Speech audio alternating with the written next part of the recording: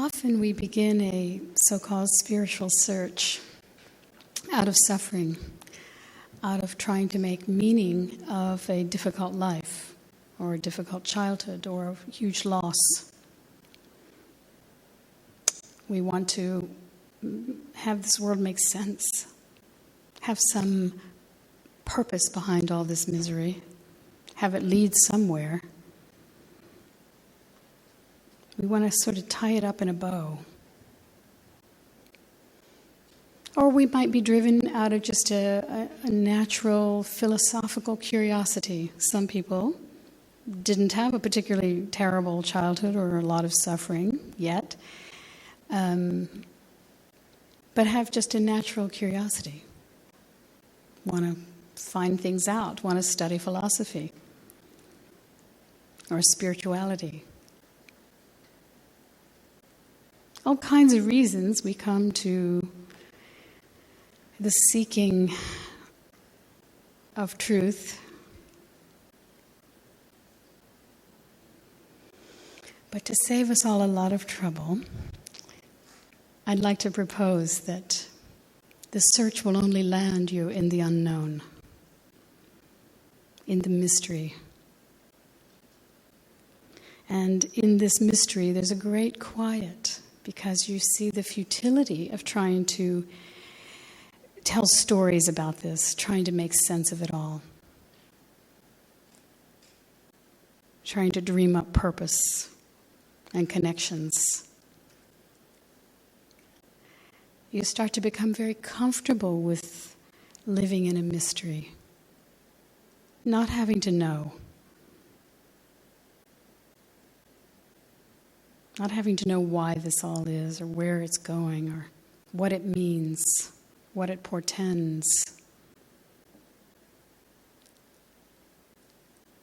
And you get to relax. You get to relax, and in that relaxation is actually a great natural humility. Not having to know. Not having to be someone who knows. Who's figured it out.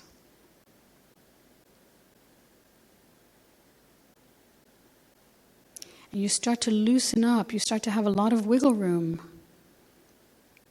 around an identification of being a spiritual seeker or being really anybody in particular. You start to have this very loose relationship to the so-called sense of I. You use it sort of as an appropriate tool. You have to say, when you call the dentist, I'd like an appointment on Tuesday. Or if somebody asks you where you're from, it's very tedious to say, oh, I'm just floating in space, there's no one here. Tedious to say, tedious to hear. But your sense of identification about yourself starts to become lighter. Because you don't really have to know much to get around in this world. You just have to know your own direct experience.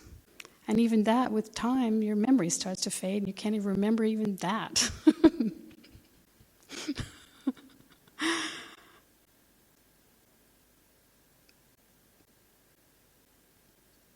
And your sense of so-called identification starts to become larger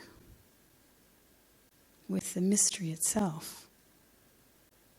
So that you're watching something unfold, you're watching something happen, and you're not telling any story about it, but you feel somehow at one with the occurrence. You're not trying to make meaning of it at all.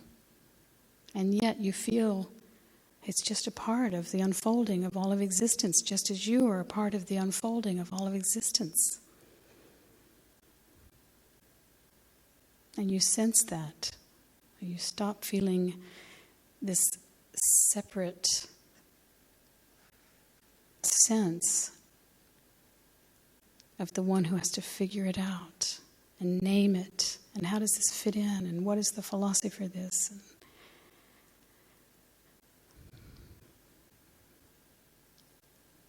you get to relax.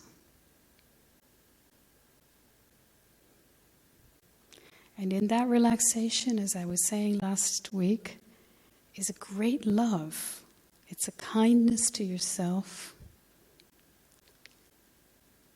And therefore, once your own well is full, being kind to yourself, your own well starts to fill.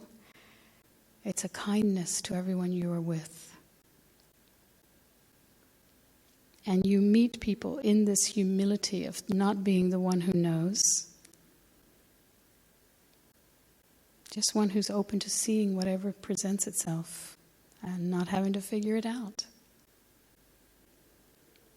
Then everybody relaxes around you. Because we also know how tedious it is to be with someone who thinks they know.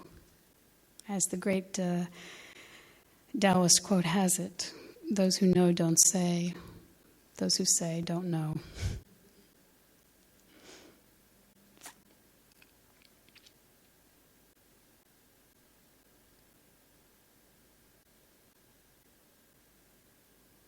And then you can really meet people heart to heart. Really in simplicity, being to being. And you can talk story very lightly. You can tell what you've been doing, and this happened and that happened. And when you're with someone who also understands the mystery of it all, there's a lightness in it. You can both talk story, and there's a lightness in it.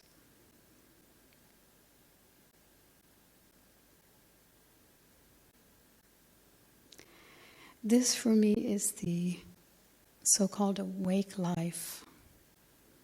It's actually very simple and straightforward and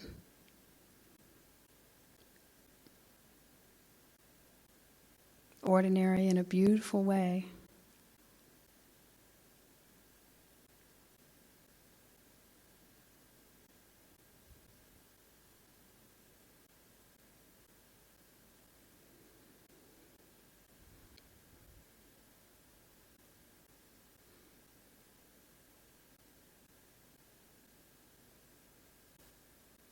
Living in that sense of the unknown, the mystery.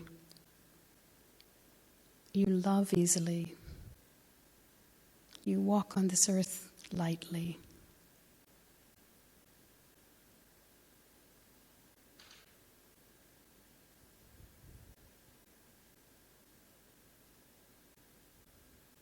You become, as one of my Thai teachers once said, you become as a still forest pool, and then all kinds of strange and wonderful creatures will come to drink of you.